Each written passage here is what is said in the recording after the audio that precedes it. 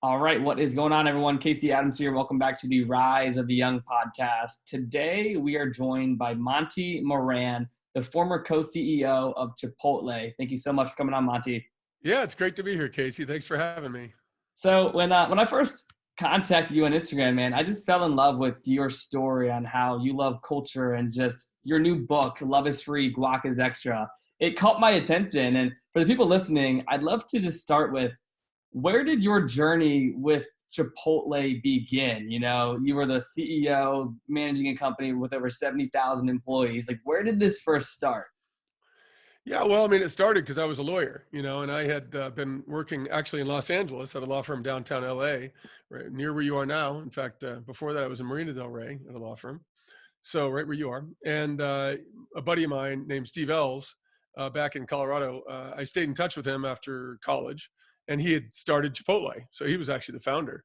And when I came back to Denver to practice law in Denver and raise a family, he was working on he had the first Chipotle open, and I was a lawyer in a nearby law firm. And so he asked me to start doing if I would be willing to do some lease work for Okay. Chipotle. And I said, sure. And I started doing leases. I did them on a really low flat fee. Actually, probably lost a lot of money doing them because I quoted way too low a fee. They took a long time.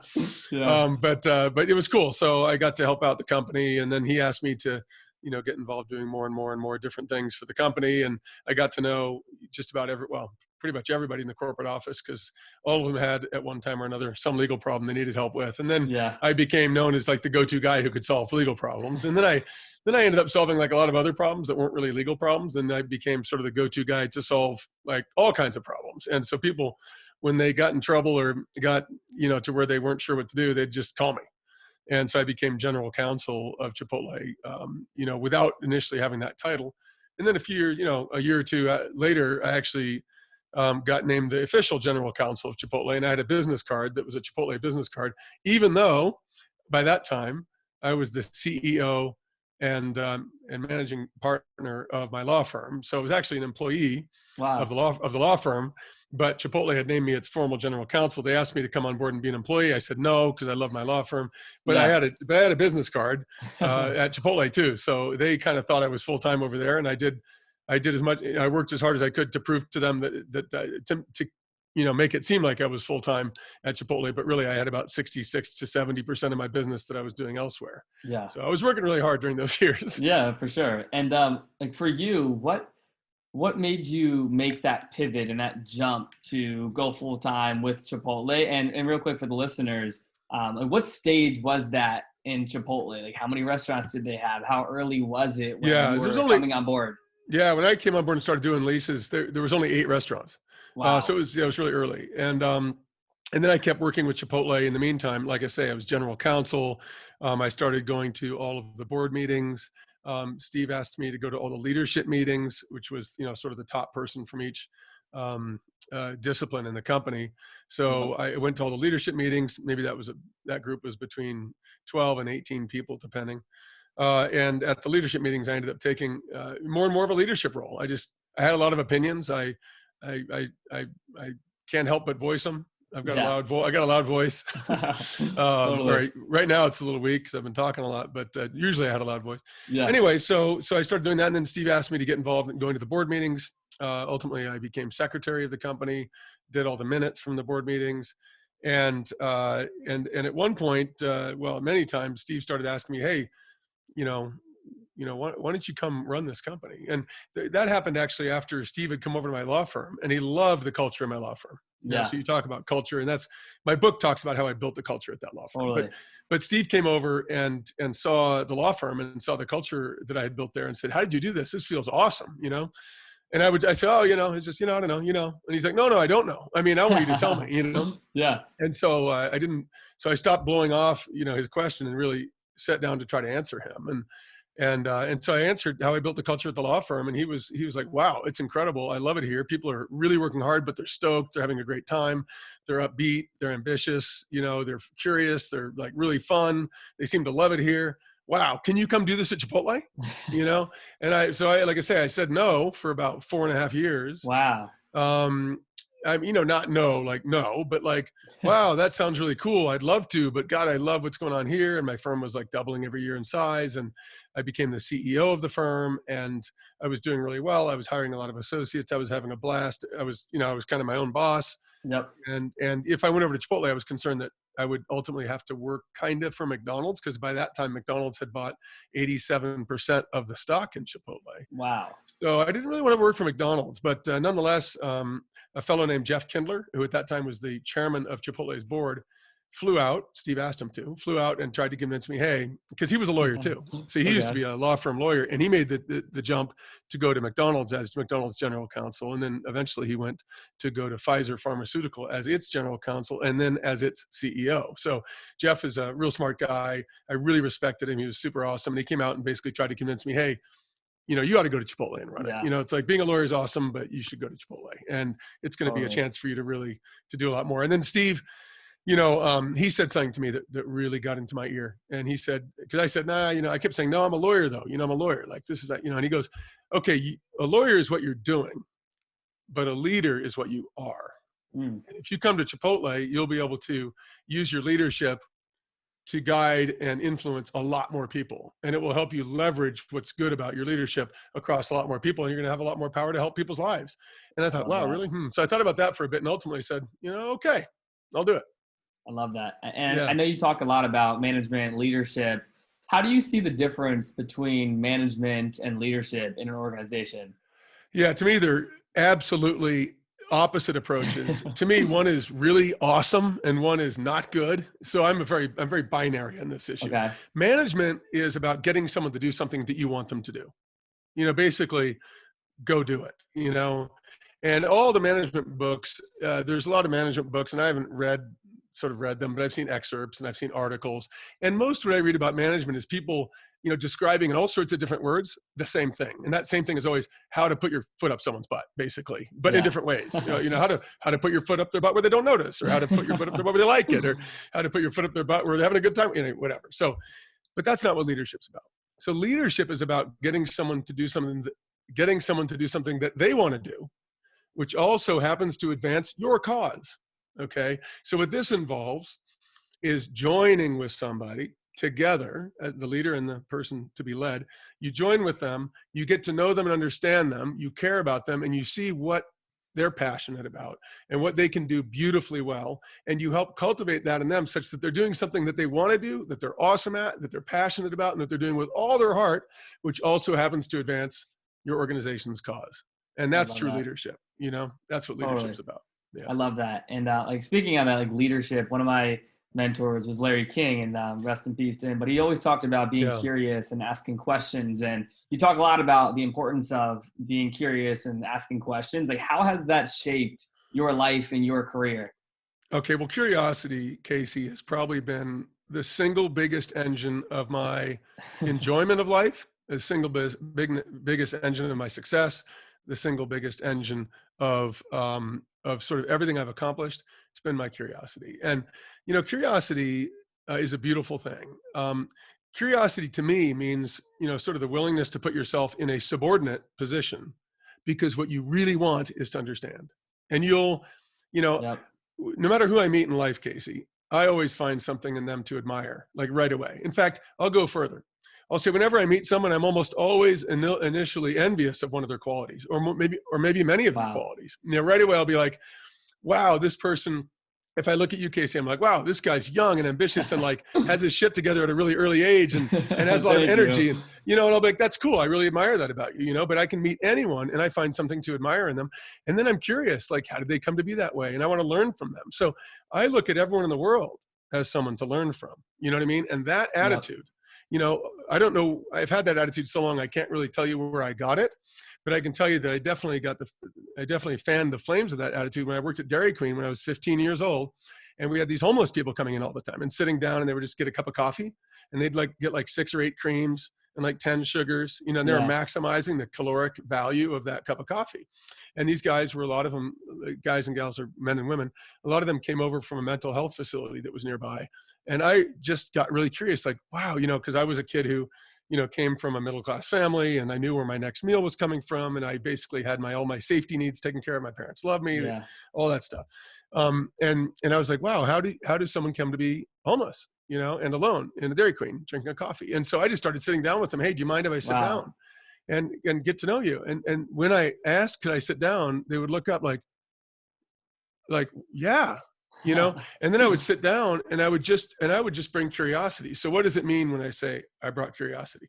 I sat down with the desire to know them, the desire to understand them, to see them, to value them.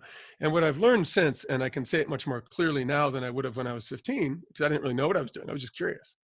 But now I can say, Casey, without a doubt, that I am certain that everyone in this world wants the same things. We all want to be seen, valued, loved, and understood. That's what all of us want. I mean, we go about it a lot of different ways. Some people want to get really rich, but why do they want to get rich? They want to get rich so they feel seen, valued, loved, and understood. Yeah. Why? Some people want to be the best athlete in the world, like the Usain Bolt, want to be the fastest runner in the world. Well, why? Well, because then everyone's going to know me and see me and value me and understand me, right? Some people want to become like a monk, because I want to be seen, valued, loved. So it's really, that's what everyone wants.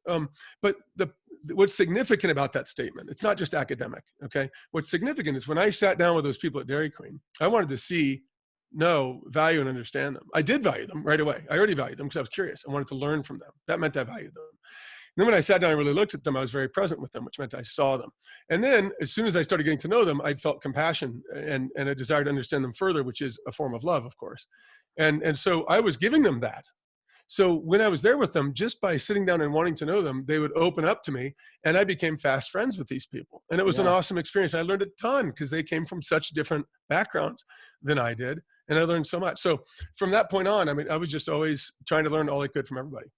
That's amazing. And I think it's so cool because I know like one of the most important practices that you talk about at Chipotle is your one-on-one interviews. And I find that so fascinating because Huge. I love doing interviews. I've had this podcast for 3 years. I've done over 300 with just high level entrepreneurs, Awesome. but doing it for employees and for an organization, where did this practice come from? Because when I first heard about that in your book, it really intrigued me about like why you would spend so much time doing these one-on-one interviews. So like, where did that come from and how do we explain that?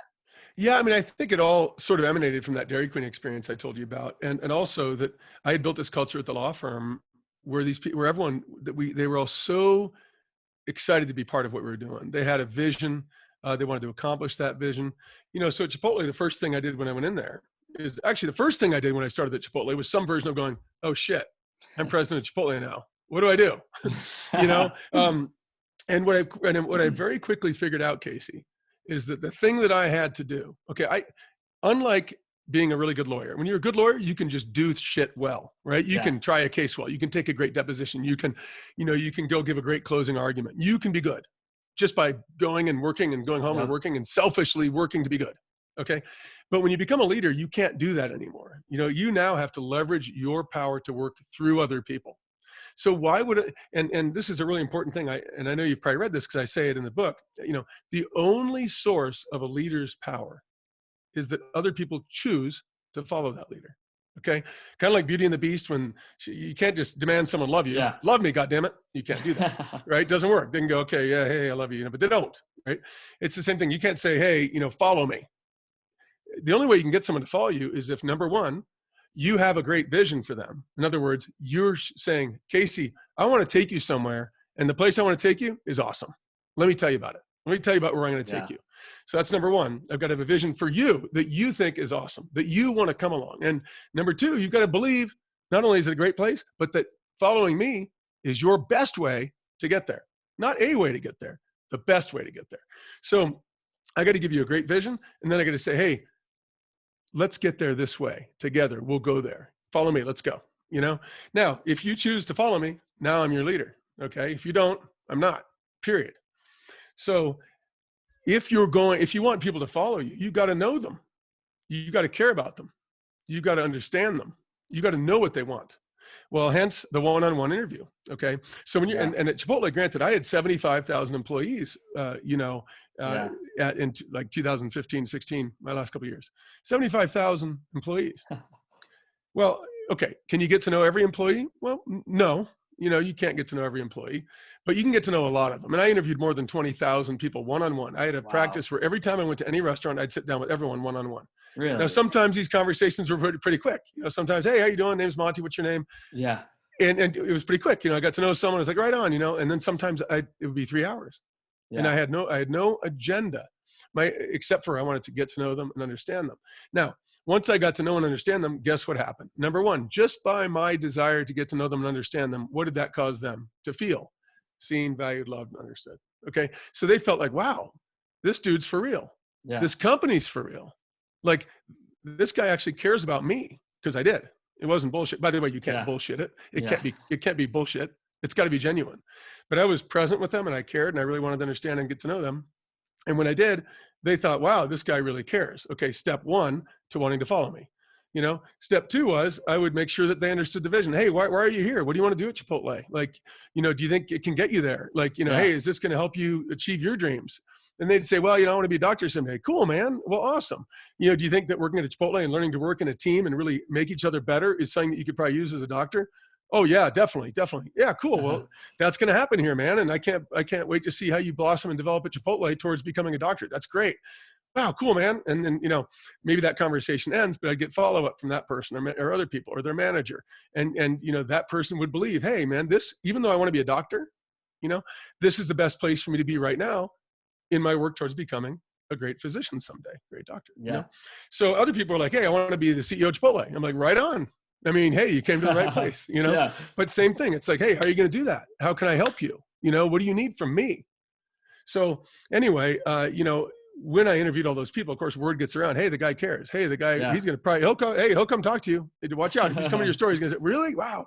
Yeah. You know, so people would sit down, they'd be excited and, you know, they'd be kind of amazed that the CEO would sit down to talk to them one-on-one, but what could be less amazing? I mean, if I'm the CEO and I really care, why wouldn't I sit down with everyone? Yeah. So, yeah. When it comes to like, when you say like walking into these restaurants, was this something that you would do, sort of, you'd walk into a restaurant and they would have no idea you were coming, or was it a lot of planned interviews? Because, you know, if I was working at a Chipotle and the CEO walks in and wants to talk to me, I'd be like, this is crazy, right? It's like, what was the normal, typical type of interview, and how did it go?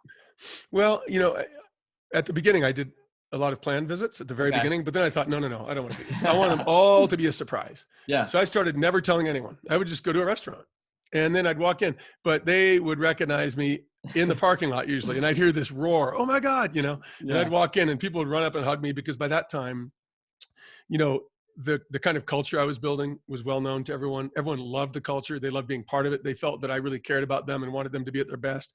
They knew that I was committed to promoting 100% of our managers from within. They knew that I had created a career path whereby every single person had very logical steps by which they could move into management positions. They knew that my goal for everyone we hired was to help them develop into the best person they could be.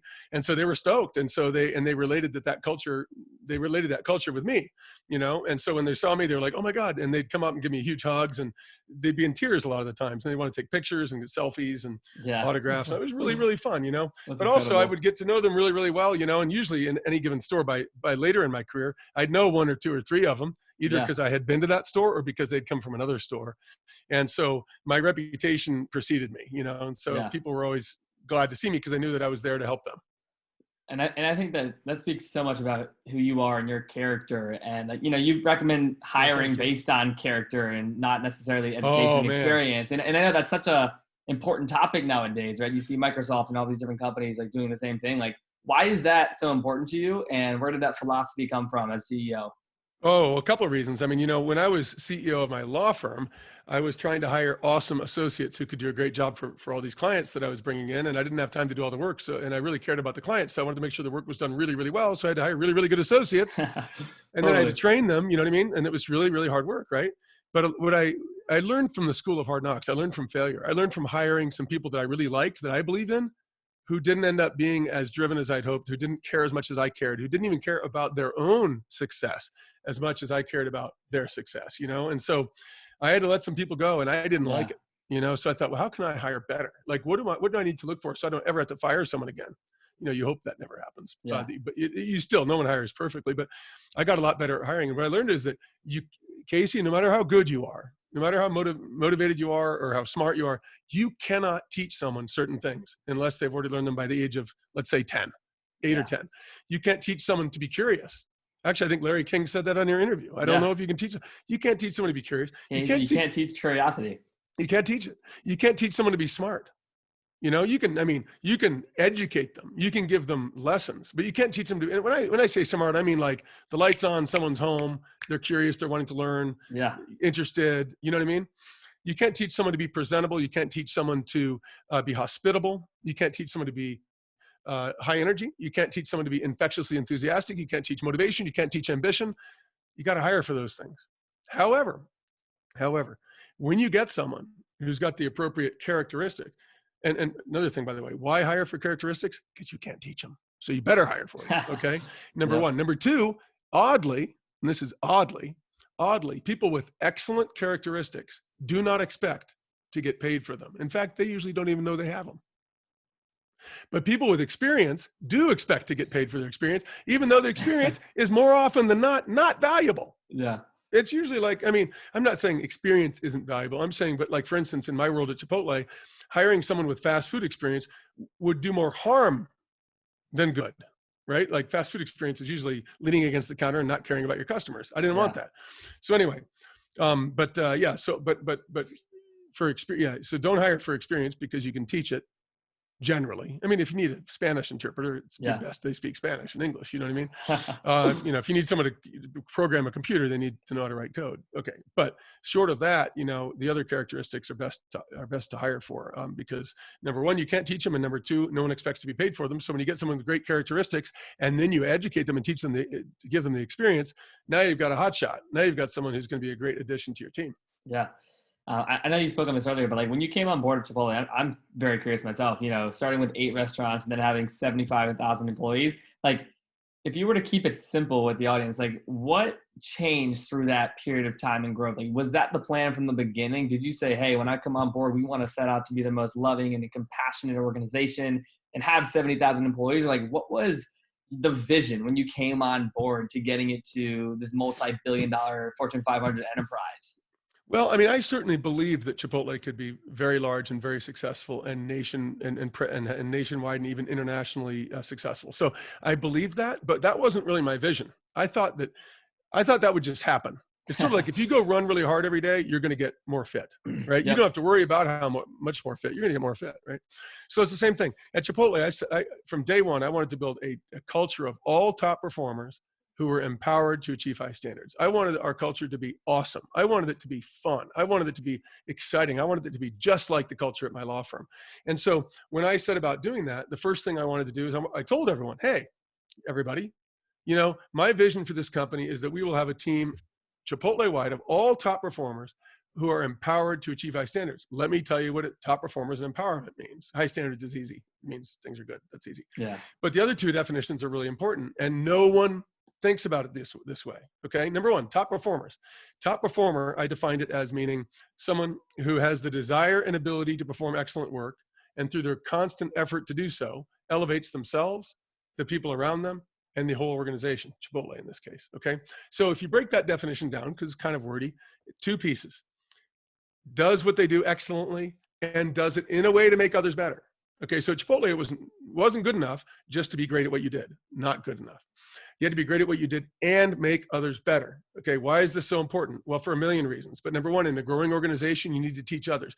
You need to get the benefit of everyone who's excellent to make the people around them better. So we started making every promotion, every raise, every performance review, every personnel decision based on, does this person make people better more powerfully than the other candidates who were considering for the promotion?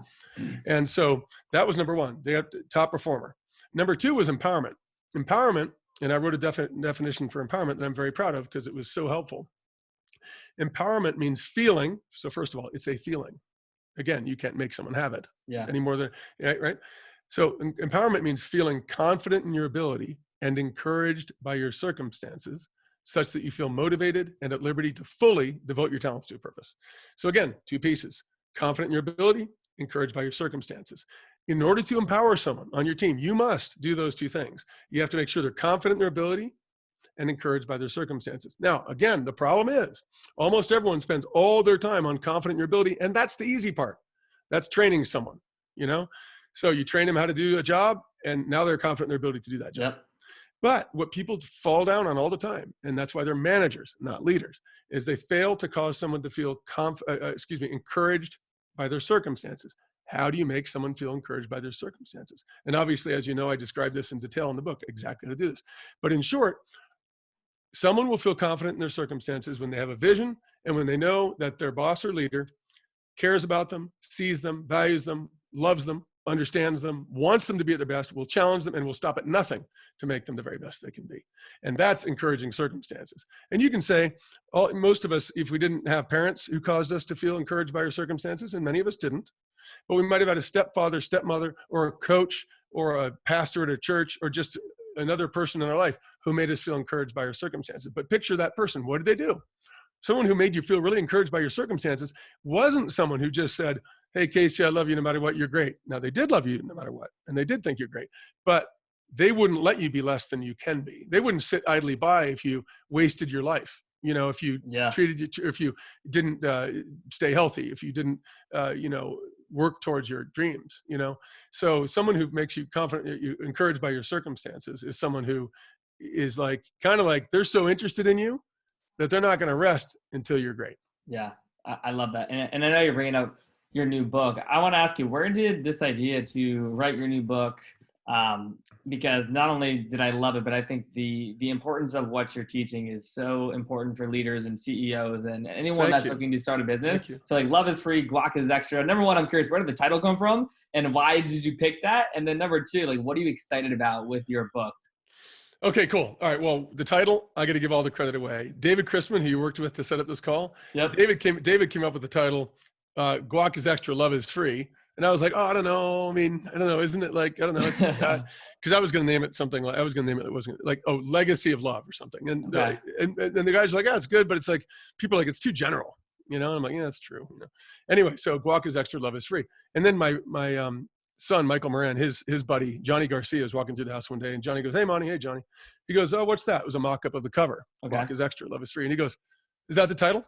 And I go, yeah. And he goes, what do you think? He goes, it's cool. You should probably reverse it, though. And he walks away.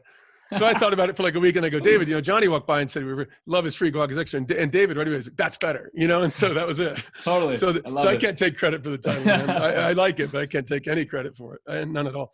The book, why did I write it? That wasn't my idea. Everyone at Chipotle, I mean, man, it's like almost everyone's like, dude, you got to write a book, man. You got to put these ideas down, Yeah. I mean, even my ex-wife, she was always on me to write a book, you got to write a book. Wow. These are great. So people were always asking me to do that. And when I left Chipotle and retired and had some time, the first thing I wanted to do is get my pilot's license, which I did. And then I got my instrument rating so I could fly up high and in clouds and all that. I got an airplane and started flying around. That was really fun. But then I had time, and people kept saying, hey, you should write a book. You should write a book. And I thought, I should write a book. And so I wrote it, and I wrote it really, really fast. And it took a while to edit it because it was way too long. There was so much that I cut out of it, but to try to make it. And the reason I cut it down so much is I wanted it to be super, super helpful, super crisp, super not boring, flow really well. And I wanted it to take people on a journey that they could repeat. I didn't want to write just to say what I had done. I wanted to write stuff that I would love to have had myself when I was 16, 18, 25, 30, and beginning, my career. Because the stuff I put in the book, it is stuff that you can use and will make your business or your relationships or your communication way, way, way better. Because, I talk about communication, right? Yeah. I talk about the specifics of running a business and the things that work and don't work. I talk about empowerment. I talk about top performers. I talk about the 5 steps of empowerment, how to empower a team, and then how to know when you're blowing it. And I also talk about developing yourself as an individual, because the first thing you have to do as a leader is be someone worth following. If you're not worth following, to hell with the rest of it. Totally. So, I love that. Yeah. I love it. Speaking of pilot's license, you have a docuseries that I am super excited to, put out there and be a part of when it comes to getting people's eyes turned towards it. But what is this docuseries that you're putting out, and why is it so important to you? Yeah, well, okay. So when I left Chipotle, and my friend David Gottlieb, this guy who worked for me at Chipotle, he said, what you should do with that new pilot's license of yours? You love flying and you love people. Why don't you fly around the country?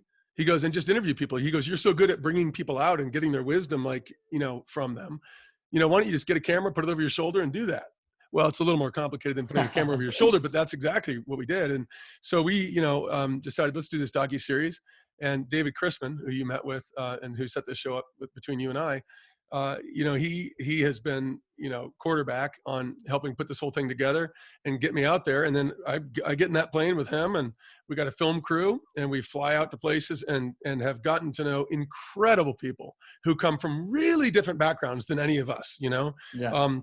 The Blackfoot Nation in Alberta, Canada, the highest crime, the highest rate of teenage pregnancy, suicide, poverty, drug addiction. They've got a lot of statistics that no one would envy in the Blackfoot Nation up in Alberta. And so I was like, but is that the whole story? Well, the answer is no, it's not the whole story. They're brilliant people with incredible knowledge and wisdom, with unbelievable, helpful wisdom to share with all of us, and that all of us can and should learn from. Likewise, went to Philadelphia, northern Philadelphia, a place called Kensington's, known as the Badlands for being the largest open air drug market in the United States. Wow. Incredible place, man. You can go buy any drug you want, and there aren't police there. There are police there, but they don't really crack down on it because it seems to be contained to that area. A lot of people told me that it's intentionally contained to that area. As long as people don't go north, south, east, or west, they'll take it easy. Well, the problem is, you got kids who are exposed to that. You've got adults who are exposed that don't want to be involved. But every kid there grows up in this incredible, very difficult environment. They struggle. And through their struggles, what happens? Well, like anyone who struggles, and this is one of the biggest things I learned through this docuseries, anyone who struggles mightily with any issue and overcomes it learns a tremendous amount, develops wisdom, develops knowledge, develops character, gets stronger for it. Struggle is an incredibly underrated and highly valued, thing for someone to go through in their life. We should all embrace our struggles because they teach us and they guide us to a much better place. But anyway, incredible people in northern Philadelphia. What a wonderful community it ends up being, filled with brilliant people again. Then we went to Laredo, Texas, to a border town, and same thing, beautiful, incredible people with amazing stories that all of us can learn from. Then we went to Appalachia, highest opioid deaths anywhere in the country, lowest income anywhere in the country. So the most poverty, the most government checks in McDowell County, West Virginia. Wow. So what do we expect to find? Well, the what do you call it? Stereotypes of that area are that there's people, there's a lot of, there's people aren't that educated, maybe they're backward, all that stuff. No, they're brilliant. They're incredible. They've gone through amazing struggle. They're beautiful people. They can teach us how to love each other better, how to help each other better, how to get through hardship together and as individuals, and brilliant people. Up to Maine to meet the lobster fishermen. We went to, Brunswick, Georgia to meet with the family and the community where Ahmaud Arbery was killed. Unbelievable people we met. And so, Wow. yeah, so it's just incredible. And the thing ended up so much better than I ever could have imagined. And for the sole reason that the people we met were brilliant and have so much to share. And people always say, where'd you find these people? And the answer was, you don't have to look hard. This country is filled with brilliant people. Filled with brilliant people. I love that. Yeah, it's awesome. Monty, before we wrap up here, I'm so intrigued by the docuseries, but also just your story and everything that you have been a part of. Like, what is your advice to a young entrepreneur today that's either starting their first business or looking to build a global enterprise? If you were to just keep it simple and, give them a tactical piece of advice that they can take away today from this interview, what advice would that be and why? Okay. I'm going to start with something that may not seem that exciting, but it's very important. Feel what you're excited about. Like, find what you're excited about. Do not ever do what you should do. People always ask the question, what should I do? Forget should. It's not should.